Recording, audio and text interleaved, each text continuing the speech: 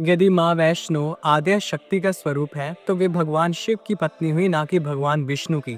ऐसे कई सवाल हमारे मन में उठते हैं जब हम माँ वैष्णो की कथा को सुनते हैं। कल मैंने आपको देवी वैष्णवी के प्राकट्य की एक लोक कथा सुनाई थी। हमें इस लोक कथा का पूर्णता से श्रवण करना होगा। जब माता वैष्णो भगवान राम के आदेश पर त्रिकुट घाटियों में आती हैं, तब वे वहां पर एक सुंदर गुफा में निवास करती हैं। और ये एक शक्तिपीठ स्थल भी है, क्योंकि यहाँ पर माता सती के मस्तिष्क के कुछ भाग गिरे थे।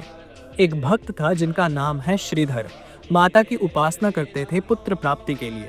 वे देवी के कन्या पूजन की विधि कर रहे थे। उनकी भक्ति से प्रसन्न होकर माता वैष्णवी कन्या बनकर उनके घर भोजन भी करती है। वो दिव्य कन्या श्रीधर को ये आदेश देती है कि कल नवमी के दिन अपने घर में भंडारा करवाएं।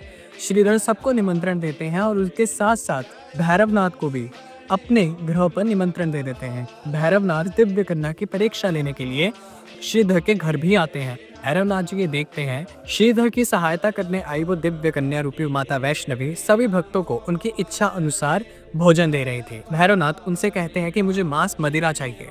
तब माता वैष्णवी उन्हें कहती है कि ये ब्राह्मण के घर का भोजन है, यहाँ पर केवल सात्विक खाना ही मिलेगा। भैरवनाथ देवी से उनका परिचय मांगते हैं और क्रोध में उनका हाथ पकड़ लेते हैं। तब देवी वैष्णवी अपना हाथ छुटाकर वहां पहुंचती हैं जहां पर आज के दिन में दर्शनी द्यौड़ी मौजूद है।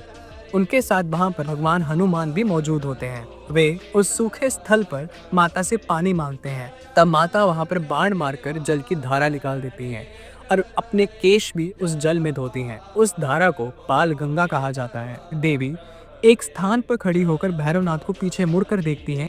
वहां पर आज के दिन में चरण पादुका मौजूद है। थोड़ी देर आगे पहुंचकर देवी एक गुफा में अपने आप को छुपा लेती है, क्योंकि वे भैरवनाथ से युद्ध नहीं करना चाहती थी। उस गुफा में 9 महीनों तक निवास करती हैं। उस गुफा को गर्भजून की गुफा कहा जाता है। भैरवनाथ अपने योग से ये पता लगा लेते हैं कि देवी कहाँ पर है, कि गुफा के बाहर आकर देवी को ललकारते हैं। तब उनका सामना होता है वीर बजरंगी हनुमान से।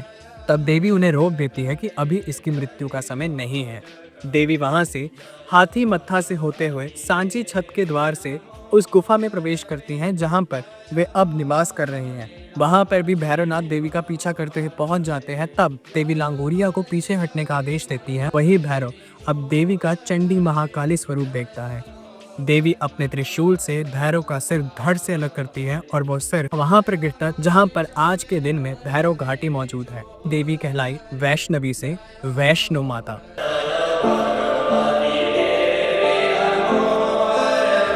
माँ वैष्णो के सही तत्व को जानने के लिए त्रिमहाशक्तियों के बारे में जानना होगा। आपको मेरी अगली वीडियो का इंतजार करना होगा।